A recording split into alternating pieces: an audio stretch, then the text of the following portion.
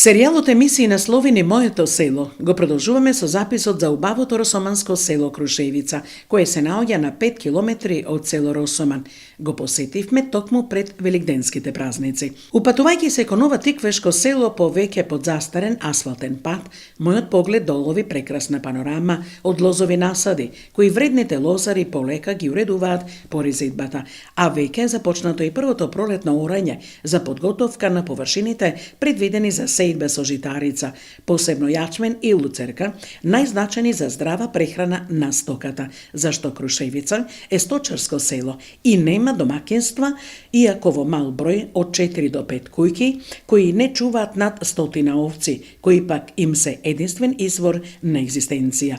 Едно од семејствата кое има рекорден број овци, околу 700, од најквалитетна високомлечна раса, е Нешкови, кои воедно беа и наши домакини.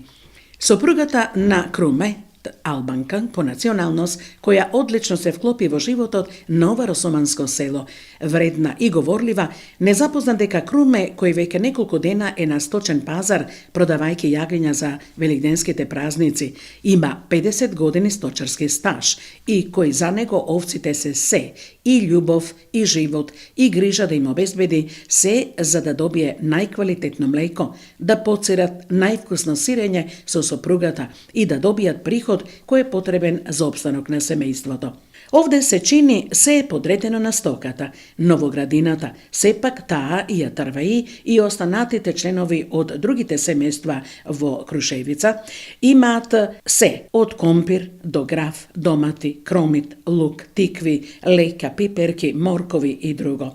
Имаат едно трло во центарот на селото, а двете останати се горе на падината, каде се наоѓа најсочната и квалитетна паша за стоката. Неколкуте ученици основци од селото, покрај училиштето, се чини најпривлечно хоби им е галабарството и престојот во трлото со јагнињата. Така и со наследникот од ова семејство, кој расположен што сме во неговото село, со детска насмевка подоко долго низборуваше за убавите гулаби во дворот, но и за првата љубов, јагненцата, кои вели се неговата пасија и неговата душа. Но во село Крушевица има и проблеми, кои не се уште решени и по толку ветувања, се уште крушевичани имаат нечиста вода за пиење,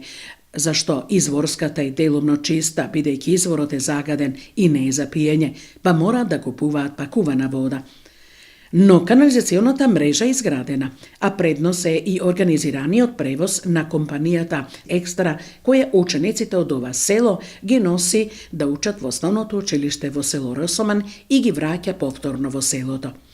Најзначајно е тоа што Крушевица, иако скоро иселено село, полекано сигурно ќе заживее, зашто оние кои одамна заминале од ова село, повторно се враќаат на своите корени, градејќи нови, модерни куќи. Таков е случајот и со Звонко, кој долго живее во Австрија, а веќе планира да се врати и своите пензионерски денови да ги помине во своето сакано село Крушевица, некогаш убаво, со убава црква, со венчавки, крштевки, со над 3000 овци и друга стока и со старо и младо фатени наоро на сред село. Ке биде и тоа, се надеваат малкуте жители кои останале достојни и горди на своите огништа во селото Крушевица.